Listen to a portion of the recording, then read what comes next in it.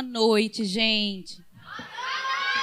Que prazer. Menina, você tem uma garganta boa. Uma alegria para mim estar aqui com vocês. A gente até ajustou a nossa última viagem para estar aqui com vocês aqui em Recife, na ponte. Para mim é um privilégio, vocês sabem disso. Já contei minha história da minha vida aqui em Recife, tudo que já vivi aqui nesse lugar. Então, para mim, assim, é uma alegria enorme, um prazer estar com vocês.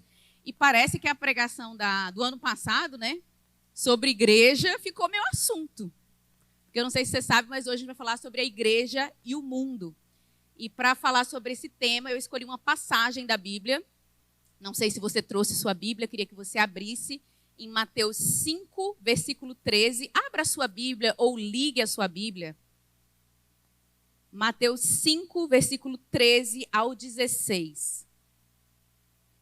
Vós sois o sal da terra.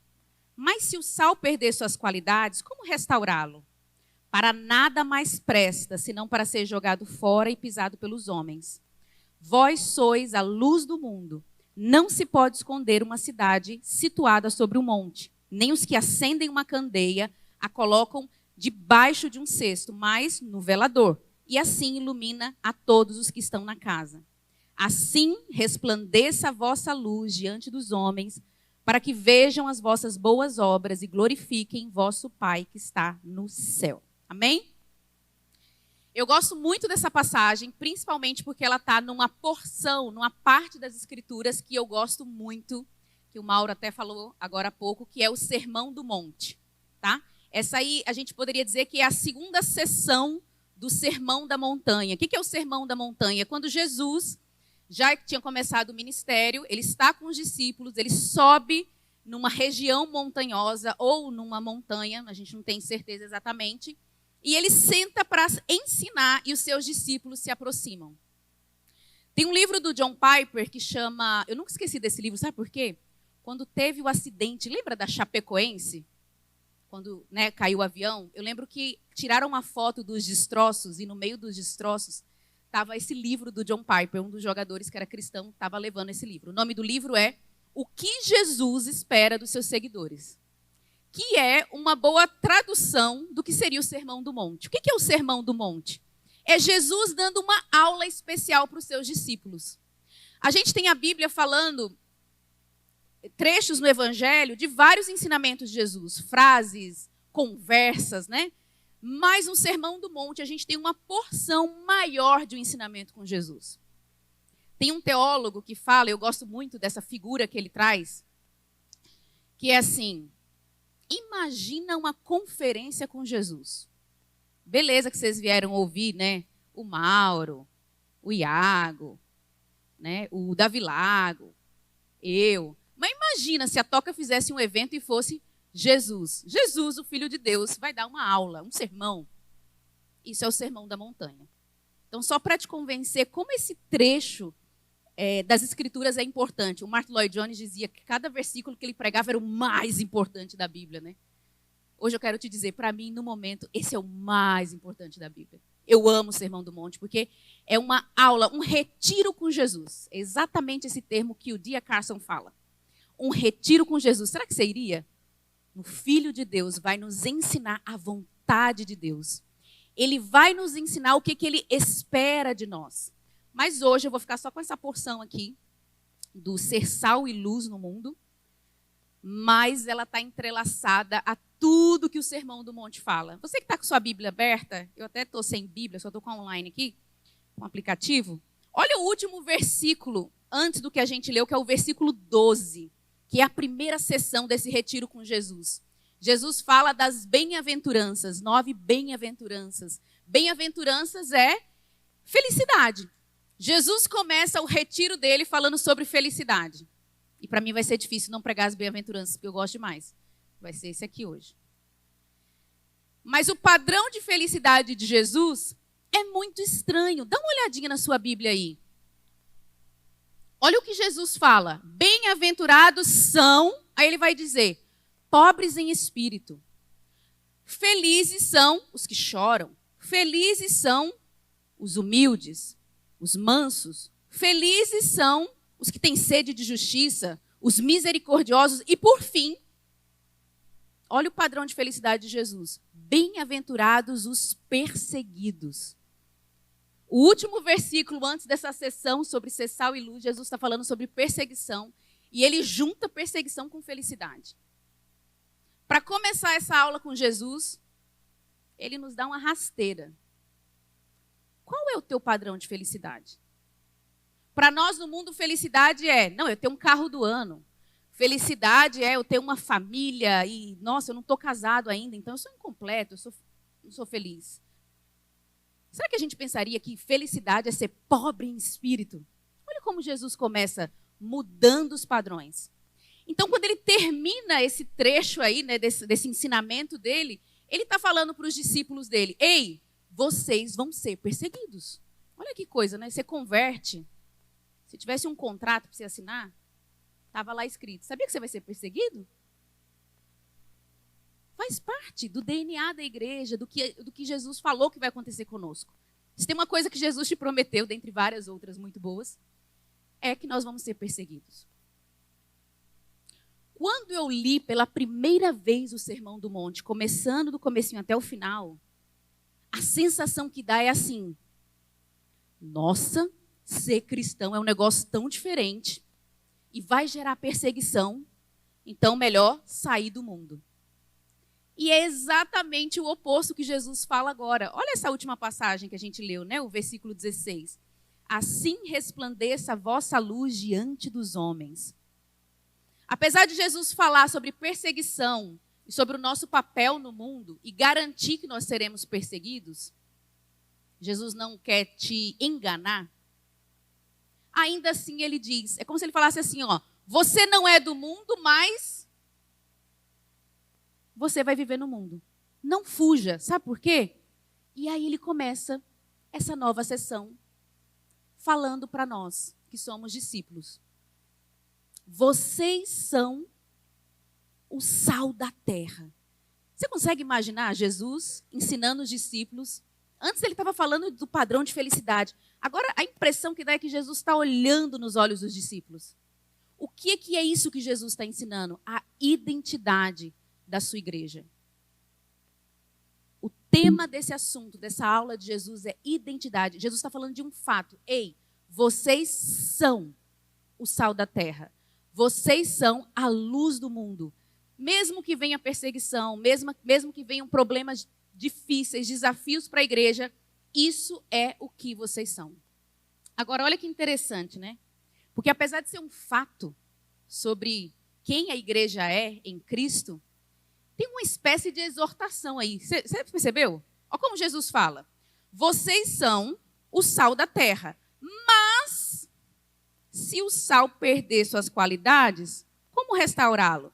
Para nada mais presta, senão para ser jogado fora. É tão interessante essa passagem, porque Jesus está usando os elementos mais essenciais da antiguidade. Sal e luz.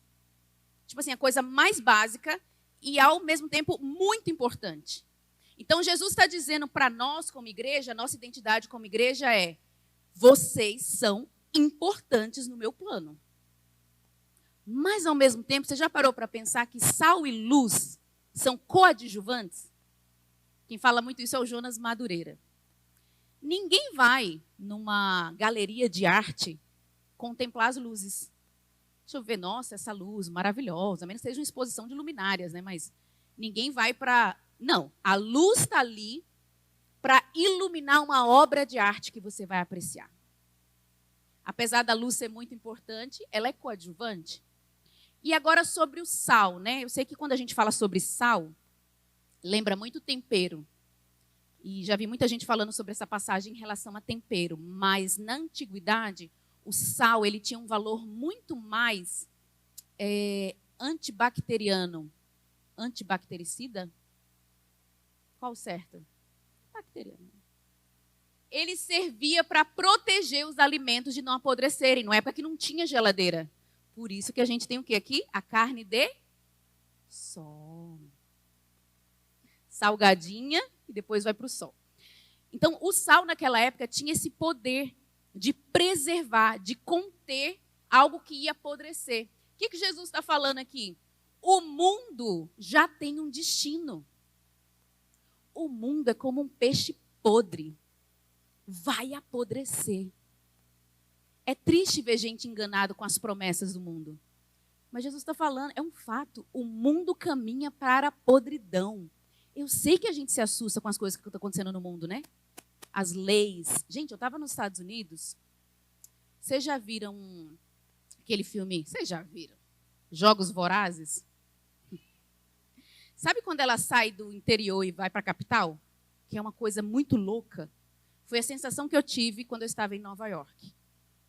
Eu vi adolescentes de 12 anos fumando maconha na rua como se fosse a coisa mais chique e legal do mundo. Eu nunca tinha, assim, eu sei que o Brasil tem muita coisa ruim e tal, enfim, mas parece que é tipo assim, o nosso futuro. Eu sabia que as igrejas que passaram por avivamento tinham se tornado liberais e eles usam esse termo, né? Reconfigurado o significado do amor e se tornado aberto, né, a LGBTQI+. Não é que elas deixam pessoas homossexuais entrarem. É que elas não consideram isso pecado. É diferente. Eu sabia que isso acontecia. Mas quando eu cheguei lá e vi a bandeira LGBT na porta das igrejas históricas que foram palcos de avivamento, eu choquei. E o Ângelo falou assim para mim, eu lembro. Uma coisa é na confissão aceitar, já está errado, mas botar uma bandeira na frente, tipo, essa é a nossa bandeira, sabe? Não é uma coisa que está aceitando, não. Agora essa é a bandeira do momento. O mundo está caminhando para a podridão. Vai apodrecer. Pensa num peixe podre, pensa na comida mofada. Esse é o destino do mundo. E o que é a igreja? A igreja é como sal. Onde a igreja está, a retardação do apodrecimento. Eu gosto muito do Martyn Lloyd-Jones, que ele fala o seguinte: aqui está a diferença entre igreja e mundo. Nós não somos o mundo.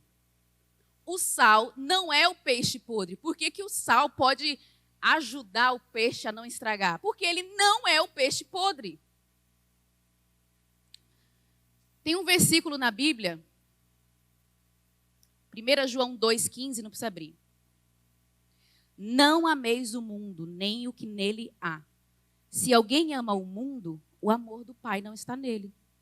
Porque tudo o que há no mundo, o desejo da carne, o desejo dos olhos e o orgulho dos bens, não vem do Pai, mas sim do mundo. Ora, o mundo passa, bem como os seus desejos, mas aquele que faz a vontade de Deus permanece para sempre. Mais um versículo, Tiago 4, versículo 4. Vocês não sabem que a amizade com o mundo é inimizade com Deus? Quem quer ser amigo do mundo faz-se inimigo de Deus. A gente precisa começar falando sobre isso. A gente pode se vestir parecido com o mundo. A gente vai usar roupas do mundo. A gente vai nos médicos do mundo. A gente aluga casa no mundo. Que mundo aqui é o sistema desse século, não é o planeta Terra que Deus criou. É o sistema que jaz do maligno. Mas nós não somos do mundo. Tem um corte que Jesus faz para nós aqui. E não só isso. Jesus fala o seguinte: mas se você perder essa sua função, quem você é, para nada serve. Um crente formal é a coisa mais inútil que existe. O que é um sal que perdeu seu poder, sua qualidade?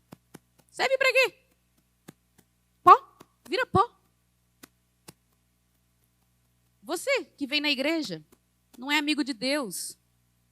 Vem só para um clube, vem só. Crente formal, crente exterior, perdeu suas qualidades. Não serve de nada. É isso que Jesus está falando. Dá para ser pisado, não serve. Percebe o valor da nossa identidade como discípulos de Jesus e como igreja? Eu só posso abençoar o mundo se eu não for do mundo. existe um aspecto tão negativo no sal, sabe qual é? Porque assim, tem um aspecto positivo, que é o dar sabor, né?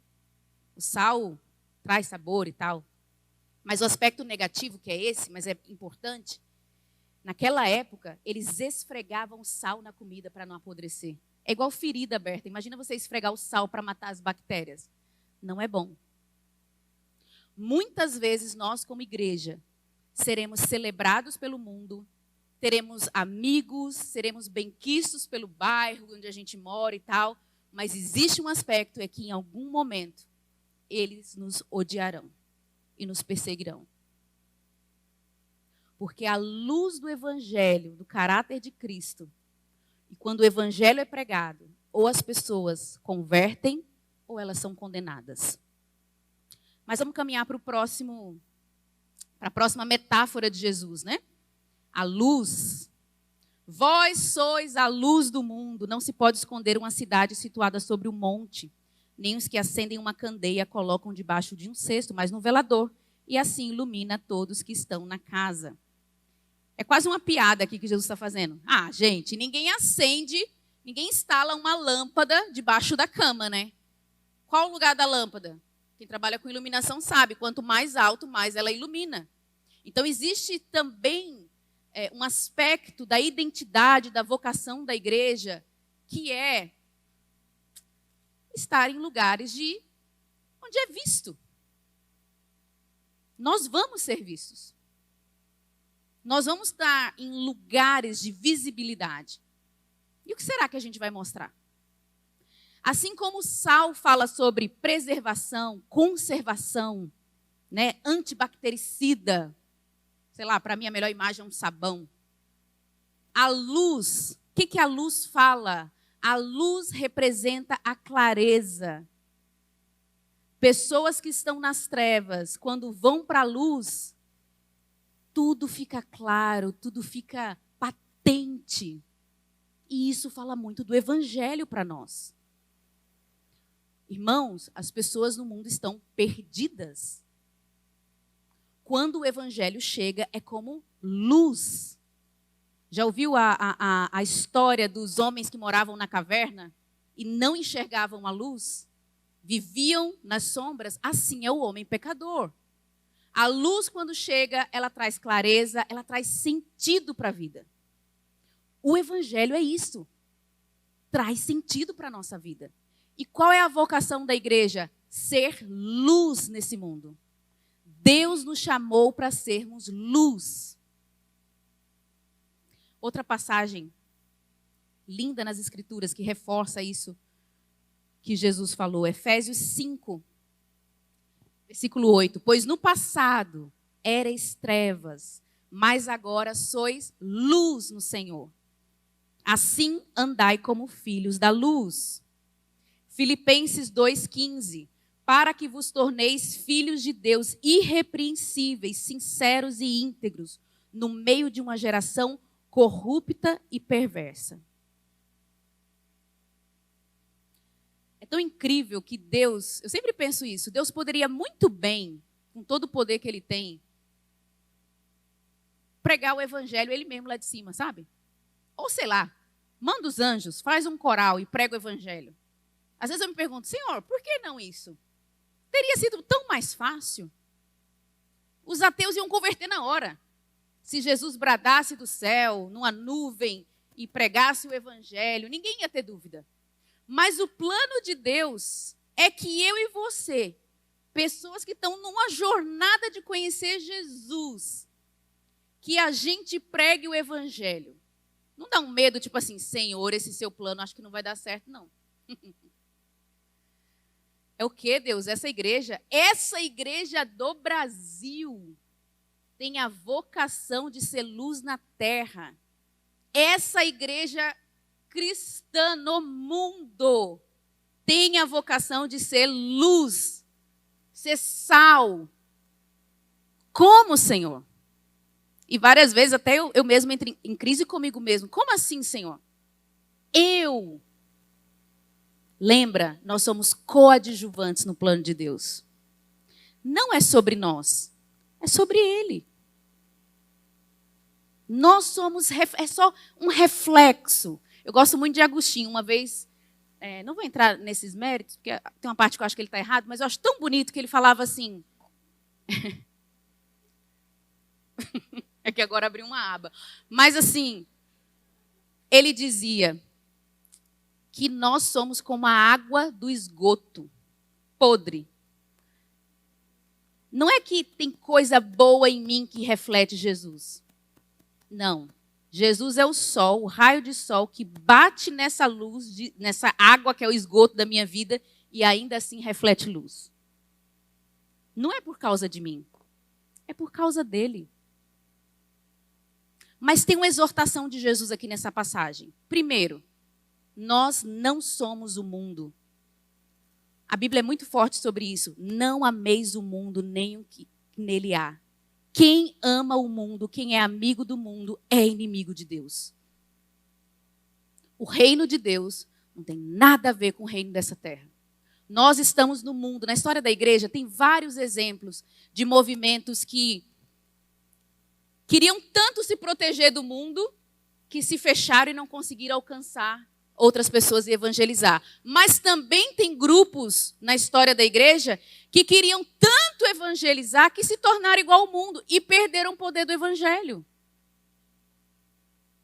E é isso que Jesus está falando aqui nessa passagem. É uma exortação. É um fato, Jesus está falando da nossa identidade, mas é uma exortação sobre a nossa vocação. O que nos diferencia do mundo? É a mensagem do evangelho. Se não tem isso, não tem missão. Quantas vezes a gente se sente tão atraído pelas coisas do mundo, ou acha o mundo tão interessante que o evangelho, o brilho do evangelho diminui para nós? Quantas vezes isso não acontece? E quantas vezes a gente se torna irrelevante tentando ser relevante? Onde está o brilho dessa luz e o poder desse sal? É o evangelho de Jesus Cristo. É isso que a gente tem que ninguém mais tem.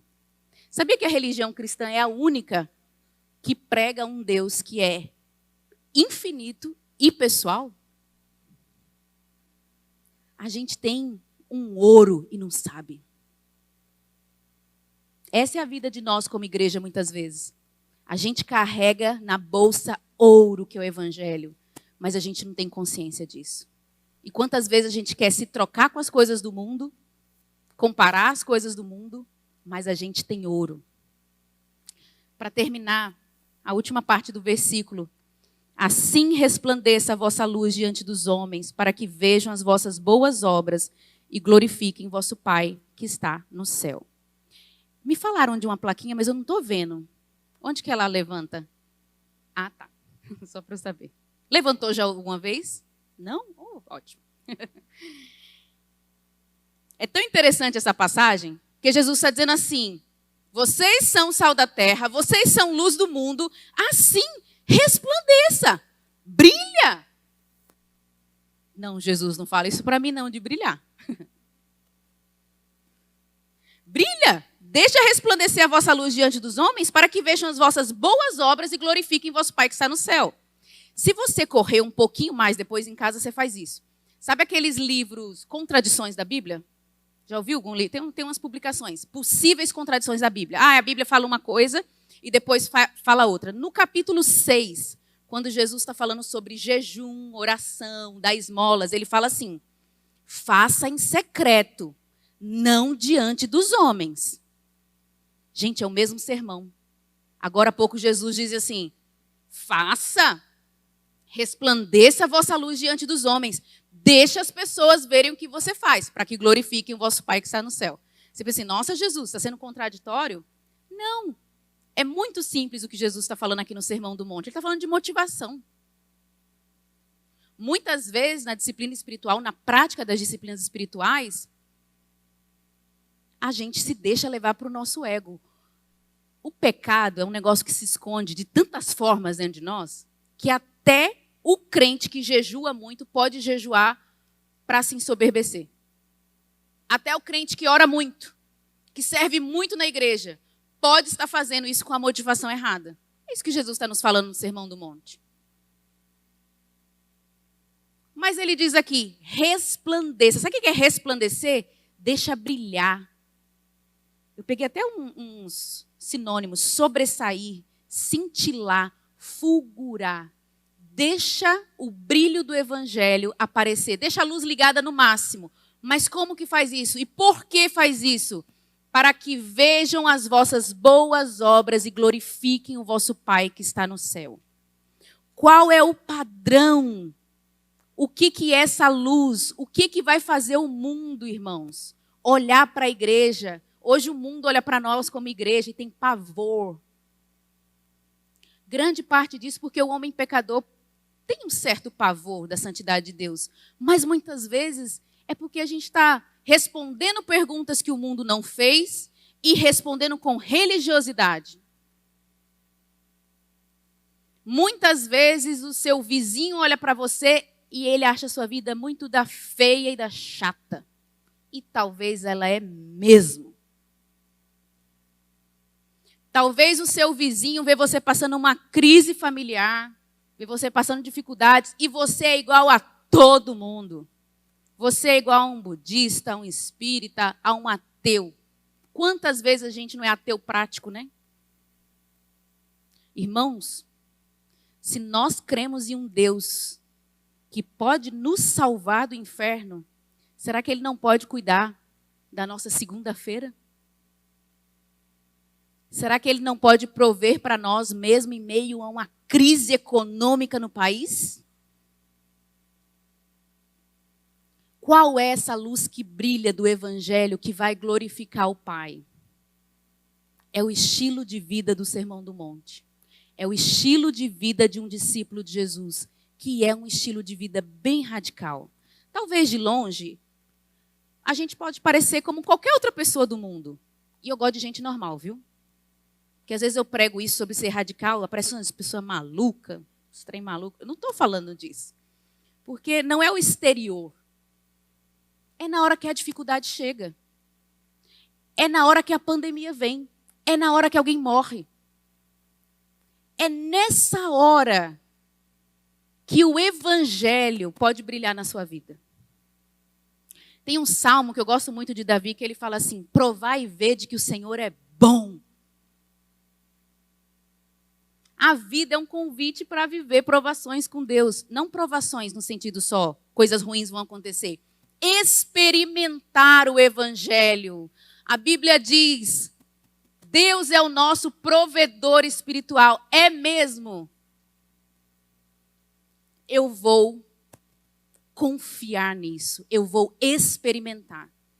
Se você tem uma vida assim, aí sim, resplandeça a vossa luz diante dos homens e as pessoas vão ver as boas obras e vão glorificar a você? Não. Ao Pai que está no céu. Essa é a nossa identidade. Jesus não está falando sobre fazer força para a luz de Cristo brilhar. Não. Quem é discípulo de Jesus, quem é amigo de Jesus, quem confia em Jesus, quem quer se tornar parecido com Jesus, quem quer ousar experimentar o que é andar com Cristo, isso flui naturalmente. Uma igreja forçada, fake, não vai convencer o mundo. Uma igreja fake, exteriormente, não é a luz que atrai o mundo. E para terminar, eu queria te perguntar: será que você é um discípulo de Jesus? Eu tive muitos anos de igreja evangélica e eu conheço muitas pessoas. E, na verdade, a história da igreja e a história dos avivamentos, amanhã o Ângelo vai falar sobre avivamento, muitos avivamentos aconteceram dentro de igrejas, de pessoas que tinham mais horas de culto do que o urubu de voo. Isso é um negócio que o Ângelo fala sempre. Quantas vezes a gente está na igreja, a gente ouve falar sobre tudo isso, a gente está no meio crente, mas talvez a gente não segue Jesus de verdade. Talvez a luz do evangelho não brilhou para você. Talvez você ouve, sabe? Mas você nunca experimentou de fato. Irmãos, eu creio num avivamento sobre o Brasil que vai começar fundamentalmente sobre a igreja. A igreja precisa ver a luz do evangelho de Cristo brilhando novamente. O Brasil é um país esmagadoramente evangélico, mas um país, infelizmente ainda, esmagadoramente sem caráter. Né? O jeitinho brasileiro, a cultura brasileira. Deus está nos chamando para conhecer seu filho, o evangelho. E isso é uma decisão séria e pessoal. Sabe o que é igreja? Igreja é comunidade de discípulos de Jesus. Não é um clube, percebe? Pessoas que seguem Jesus. Guarda isso que eu vou te falar. Estilo de vida do Sermão do Monte. A gente pastoreia muitos jovens e recebe muitos jovens para aconselhamento. E a maioria dos aconselhamentos, a dúvida é: eu não sei a vontade de Deus para a minha vida. Eu não sei se eu caso, se eu vou ser missionário na África, se eu compro uma bicicleta. Qual a vontade de Deus para a minha vida? Todo mundo pergunta isso. Sabe qual é a vontade de Deus para a sua vida? Eu vou te dizer, eu vou dar uma palavra profética para você agora, que eu sou esposa do Ângelo. Ele queima sofá. Cadê ele? Eu não estou vendo ele. Ele queima sofá e profetiza. Sabe qual é a palavra de Deus para a sua vida? Obedecer a Jesus. Viver o sermão do monte. O que Jesus espera dos seus seguidores. Deixa eu te passar uma lição de casa. Ó, aí, ô Bruno, já vou deixar aqui a próxima série de sermão. Sermão do Monte. Estuda. Lê lá. Qual a vontade de Deus para a sua vida? Viver aquilo. Aí você vai desesperar. Meu Deus, Carol, é muito difícil. É mesmo. É só quem é novo, quem é nascido de novo que consegue. Porque não é pela carne, é o Espírito. Se você converteu, se você tem Jesus, você tem o Espírito Santo. E o Espírito Santo nos leva a obedecer a Deus. Pode ser que tem dia que eu não estou meio fracassada assim tal, mas eu não sei quem fala isso, o autor. Fala o seguinte: quando você não era salvo e era pecador, você tinha uma dívida no banco de 50 mil. Não é que Jesus morreu por você e pagou a dívida e agora a conta está zerada. Não é isso. Jesus zerou a conta e depositou 100 mil. Isso é a salvação. Não é que você era pecador e agora não tem mais vontade de pecar. Ah, é porque eu era viciado, agora eu não sou mais. Converti, não tenho mais vontade de usar droga. Não. Eu converti e agora eu só tenho vontade de obedecer. Carol, me fala aí, como que eu obedeço mais Jesus? Como que eu glorifico mais a Deus? Me conta mais quem Jesus é, porque eu estou desesperado. Isso é a vida do Espírito em nós. Não é que o mundo parou de brilhar para mim. É que agora Cristo brilha muito mais. Percebe a diferença? O discípulo de Jesus, ele quer saber: mestre, o que eu preciso fazer? Como que eu consigo te agradar? Sermão do Monte, estilo de vida de um cidadão do reino de Deus. E o que é a igreja? É um monte desses discípulos juntos. A igreja é a comunidade dos pecadores, amigos de Jesus, que andam tanto com Ele que o nosso rosto brilha. Isso é a igreja. Nosso estilo de vida carregará um brilho que o mundo nunca poderá produzir. Para terminar, eu quero citar o Francis Schaeffer. O Schaeffer teve uma crise na vida dele, sabe qual foi?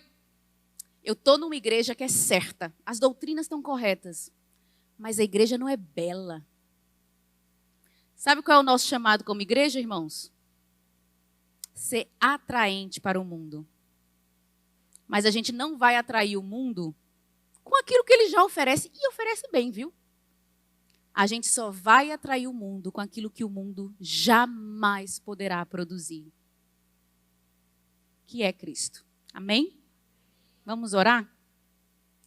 Pai, muito obrigada pela Tua palavra. Muito obrigada pelas Escrituras, Senhor. Muito obrigada porque o Senhor fala conosco ainda hoje. Eu te peço sobre esse lugar, sobre essa igreja, sobre os meus irmãos, os que congregam aqui e os que não são daqui. Faz brilhar a luz do Teu Evangelho. aqueles que estão com os olhos obscurecidos, nebulosos. Faz brilhar a luz do teu evangelho, Senhor, em nome de Jesus. Pai, nós oramos aqui como igreja, como teu corpo reunido. Senhor, libera avivamento sobre o Brasil. Nós oramos sobre o nosso país, sobre as igrejas, as congregações, os nossos irmãos espalhados por esse país. Faz brilhar a luz do teu evangelho, Jesus, em nome do Senhor. Amém.